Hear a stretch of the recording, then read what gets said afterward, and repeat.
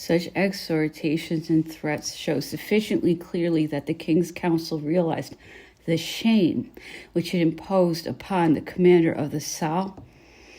They show to what extent it dreaded that the prejudice of military honor would exceed the duty towards the rightful sovereign. Joker had evidence of this only recently.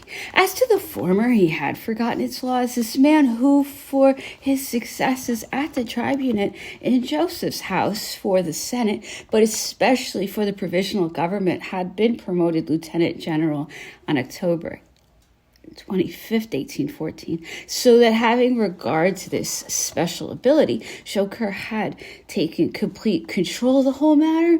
He had accordingly reduced to writing the order of the Minister of War, Gouvion Saint-Cyr, and sent it to the commander of the island of Aix. The latter was formally forbidden to assist with the forces in his charge. The commander of the frigate and the minister added, "I command you, in the event of Napoleon Bonaparte attempting to escape by landing on the Isle of Aix, to seize him and hand him over to the English commander, General du Côte-Locquet, appointed by the Emperor. Brigade General at 30 years of age, had been appointed by the Minister of War to accompany de Rigny. These officers arrived at Rochefort on the 18th, thanks to Bonnefoy, Richard, Becker, and Philibert. Joker's order, dated the 10th, had not been carried out. The emperor had embarked. He was on board the Bellerophon. He had not been captured, nor had he been handed over. He had gone voluntarily to claim British hospitality and had put himself under the protection of the English flag. De Rigny then sent Lieutenant Fleuriot on board the Superbe, anchored in the Basque Roads, to bear to Admiral Sir Henry Hotham with Mr. Croker's letter, one by which he informed him that he had retained in his possession the dispatches which had been sent to him for the commander of the Salle and the commander of the island of Aix, his mission being thenceforth motiveless. Sir Henry Hotham approved this suppression of dispatches. "I beg of you permission," he wrote, "to express my opinion that you have acted wisely in retaining the dispatches of which you had charge for the captain of the Amphitrite and the commander of the Isle of Aix. In this way, for the honor of two countries, the officers who were directed to fulfill a certain task agreed to conceal all indications of it. They had reckoned without the minutes entered by Joker in the register, marked by 4 red lines, forming a big square, and marked in the margins, without a copy of the orders and of the letter of Admiral Hotham, found by a printer of Chartres, without a letter included in a catalogue of autographs. The report of de Rigny appeared in the Moniteur of the 24th. He included a brief survey of what had taken place at Rochefort from July 3rd to the 17th, but made no allusions to the vital mission. My instructions ordered me to establish official communication with Admiral Hotham, commanding the English station. I was eager to write to him, and at the same time to forward to him Mr. Croker's dispatches, he being Secretary of the English Admiralty, for which I was the bearer. These letters were transmitted to the Admiral by Lieutenant Fleuriot, whom your Excellency had ordered to accompany me, but it was only a matter of a few hours before the orders of King Louis XVIII might compel a ship's commander to hand over an outlaw who yesterday was his sovereign and who had voluntarily taken refuge aboard his vessel, or in order that this officer might gain a little distinction upon a signal given by de Rigny, the Bellerophon and the Superbe, the Méduse and the Epervier might be lined up against this frigate, and the land and sea batteries might be prepared to open fire on the rebel vessel until it sank stern first, where where it would perish. A rival to the Vengeur, again leaving to the human conscience a most admirable example and a worthy lesson. When the Bellerophon with the Emperor on board arrived at Torbay, Admiral Lord Keith wrote to Captain Maitland, "You can tell Napoleon that I am under a great personal obligation to him for the consideration he showed my nephew, who was captured and brought before him at Belle Alliance, and who must have died if he had not commanded a surgeon to dress his wounds immediately and sent him to a cottage. I am glad it fell to your lot because a Frenchman, Monsieur de Rigny, had been sent from Paris for the business." This parallel sums it all up. If Napoleon had saved the life of his nephew, William George Keith Elphinstone, Maitland had saved Napoleon's life. Lord Keith had not the authority to say more. That shows, however, that he knew everything. He had realized what horror this alternative inflicted on a soldier to hand over the emperor to sacrifice his whole crew with him. If this drama had been enacted in those disastrous roads, who could foresee its consequence? Each cannonball fired at the Salle would have reacted on the Bourbons, and at the same time that the frigate sank, the throne, which foreigners had raised again with such difficulty, would have tumbled down forever. The emperor had escaped from the royalists. He was in the hands of the English, which was worse. Having embarked in the Bellerophon and made his way to the quarter-deck, he came forward and said to Maitland, "I come to put myself under the protection of your prince and your loss," with a spirit which appeared completely at ease and with an appearance which impressed everyone. He had the officers presented to him. He inspected the ship. He acquired a knowledge of everything with that diligent curiosity which was one of the secrets of his genius. He asked questions regarding English customs. "I must make myself acquainted with them," he said, "for I shall very probably spend the rest of my life in England." The Superb, being within reach, Captain Maitland went to report to the Admiral. "I think," he said to him, "that I have done well, and that the government will approve my conduct, considering that it was most important to prevent the departure of Napoleon for America and to take possession of his person." Sir Henry Hotham replied, "To have succeeded in taking him under whatever circumstances was of the greatest consequence, and as you have not discussed terms with him, there is no doubt you will receive the approval of His Majesty's government." So Maitland deemed it not only possible but probable that the emperor might have crossed to America. It was therefore not without considerable uneasiness that he had fulfilled his mission, and the admiral only approved his conduct because he had not come to any terms. He even showed an indifference which must have appeared disquieting to Maitland. Invited firstly by Maitland and then by General Bertrand to come and see the emperor, Sir Henry Hotham stayed to dine on board the Bellerophon. It was the emperor who entertained and his retinue who served, and the emperor considers himself a royal person, everywhere taking the first place. That astounded Maitland. The emperor was very well received by Hotham when, on the 16th, coming to breakfast on board the Superb, the admiral accorded him royal honors. With the exception of a fired salute, the entire crew being on the yards and rigging, the soldiers presenting arms. At this meal, it was decided to embark, together with the 2 carriages and the horses which Maitland had agreed to take aboard. 6 carriages and 45 horses having been left at Rochefort, the order was addressed to Captain Philibert, who, even if he had been willing, had no means of obeying it. Towards noon, they returned to the Bellerophon by order of the admiral. All the English vessels in the roads had arranged their crews in the rigging and on the yards.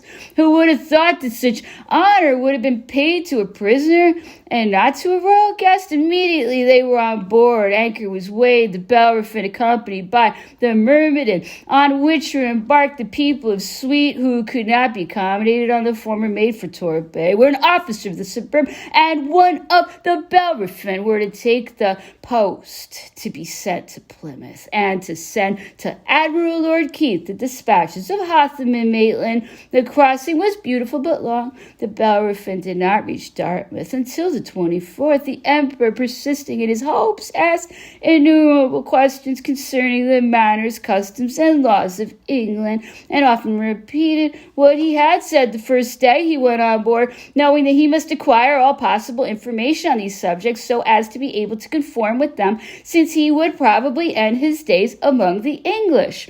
Upon the arrival at Torbay, Captain Maitland received an order to await the decisions of the Lords Commissioners of the Admiralty. No one was to be allowed aboard without express permission signed by them or by the Admiral. That might have been regarded as a sort of quarantine, but there were many other significant moves. Gorgo had been forbidden to disembark and brought back the letter which he was charged to hand to the Prince Regent. The papers which Maitland had fetched from the mainland expressly announced that no passenger should be landed in England. Some of them said it would be the Tower of London or a distant castle in Scotland where the Emperor would be confined. Others said that in the event of it being thought advisable to spare his life, he would most certainly be separated from all the other members of his suite, who would be divided among different fortresses. Finally, the rumor got abroad that his final destination was settled, and that it would be St. Helena. Doubtless, this country had, among others, already been suggested at the Congress of Vienna. At the moment, the English ministry took a dislike to it for reasons which were not wholly diplomatic. We are all firmly of opinion that it is not necessary to decide to confine him in England, wrote Lord Liverpool to Lord Castlereagh on July 21st. Very involved in legal questions would be raised on the subject that would be particularly embarrassing. But apart from these considerations, you are sufficiently aware that the feelings of the people of this country, not to doubt that Buonaparte, would immediately become an object of curiosity, and doubtless after some months an object of pity. And the occasion of his stay here, though of no consequence anywhere in Europe, would tend to maintain a state of ferment in France. The reasons for selecting St. Helena were primarily because what was unlawful in England was legal on this island, which belonged to the India Company, that this island, which was off all sea routes, was as it were at peace in the ocean, that a prisoner could all the more easily be looked after because nature had rendered all its shores inaccessible. Further, that no shade of opinion need be feared, since the whole population was in a state of dependence upon the governor, the whites because of their posts, the blacks and those who were yellow on account of the whip and their very life. In short, it was a natural prison, and one which had the advantage of excelling as a pleasant place of exile or deportation. There was a general anxiety to find out details of the place, for this spot and the company's possessions had been peculiarly neglected, and the only work written in English up until then on St. Helena was a history of the island of St. Helena, which T.H. Brooke had published in 1808. Seemed unknown to the ministers of His Majesty, much less would they have liked actual witnesses. On the 21st, the same day upon which Lord Liverpool wrote this to Lord Castlereagh, Count Bathurst, Minister for the Colonies, requested of Sir Henry Torrance, a Major General, who had long resided on the island, a detailed report which was forwarded to him the following day. On the 25th, all the negotiations were concluded between the Duke of Buckingham and the directors of the East India Company for the return of the island to the Crown during the emergency. The fullest details concerning the natural strength of the place and the means for guaranteeing the guard were supplied by Major General Beatson and Lieutenant General Mann. On the 29th, Lord Castlereagh finally informed Lord Liverpool that the Allied powers had agreed to the proposal to confine Napoleon on St. Helena, but before any steps could be taken, the treaty must be drawn up and signed. Until then, Napoleon must be prevented from invoking English law on English territory, from obtaining from a judge a writ of habeas corpus, and from inducing the former to declare to those who held him captive that they were thereby incurring grave risks. Such it was that occupied the attention of Lord Liverpool the solution to keep an eye on Napoleon and to prevent his communicating with anyone, whomever it might be. Moreover, Lord Liverpool had proved that he knew his fellow countrymen well. The arrival of the Emperor at Torbay had evoked a curiosity which before long developed into enthusiasm. From all the sides, requested poured in for admission to board the Bellerophon. The sea in all directions was covered with boats filled almost to sinking with sight sightseers. There was only just time to prevent the emperor witnessing these demonstrations. During the night of the 25th and 26th, the Bellerophon was ordered to Plymouth, where it arrived during the day. The emperor immediately requested to see Lord Keith, who commanded the fleet. Keith alleged that so far he had received no instructions and that he did not know how to treat him, but the orders which he had to hand and which he sent to Maitland would have been enough if they had been communicated to the emperor, to leave no doubt about the character of the prisoner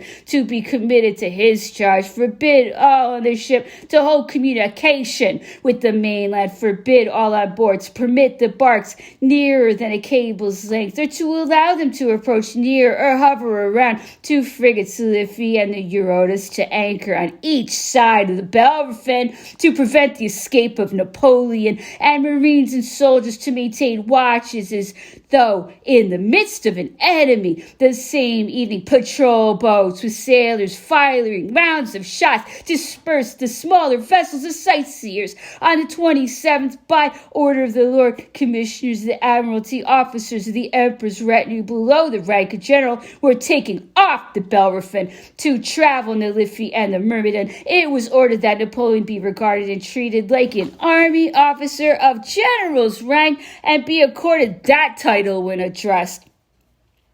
On the same day, an order came from Admiral Keith, having been informed of the resentment which Napoleon had shown since the time the papers said he was to be sent to St. Helena, to double the guard to prevent escape. Nothing happened on the 28th except a very short visit from Lord Keith. It was always of the emperor that they spoke. He was actually treated always as a guest, although he was a captive according to all measures taken. The papers, however, became more and more positive. They announced that an usher, Secretary of State, was coming to inform Bonaparte of the ministry's decision. Actually, the same day, Lord Melville, one of the lords of the Admiralty, sent Sir Harry Bunbury to Lord Keith, bearing a letter of contents of which were to be communicated to the emperor, but which, with deliberate subtlety, was not addressed to him, but to Lord Keith. On the 31st, the communication was made by Lord Keith, accompanied by Sir Harry Bunbury.